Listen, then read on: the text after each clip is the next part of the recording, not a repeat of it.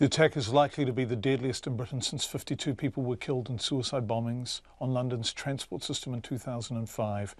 The blast, of course, came 2.5 weeks ahead of an election which Prime Minister Theresa May has predicted via opinion polls to win a large majority, but most affected aren't even old enough to vote in that election. The majority of Ariana Grande's fans are, unsurprisingly, in their teens, buzzing from seeing a musician they love. Cell phone footage shows it took most around 20 seconds for the realisation to sink in that, yes, what they'd just heard was an explosion. Here are two girls describing the immediate aftermath, Anna and Kennedy.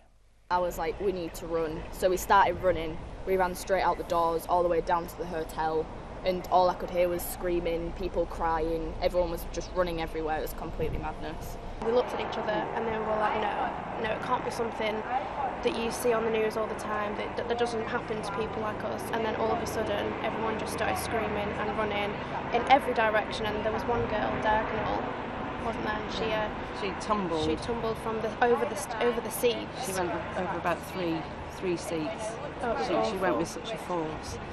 And then we made our way out, and there were lost shoes and lost phones. And lost children.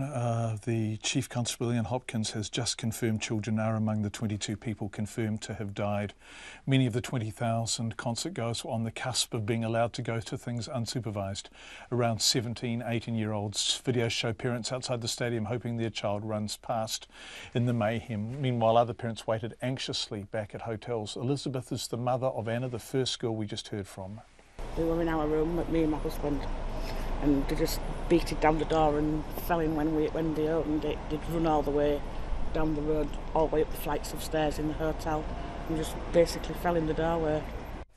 Meanwhile, hundreds of other children whose cell phones had no battery took shelter with locals. One hotel took in more than 50 children. Parents were desperately turning up to see if their kids were there.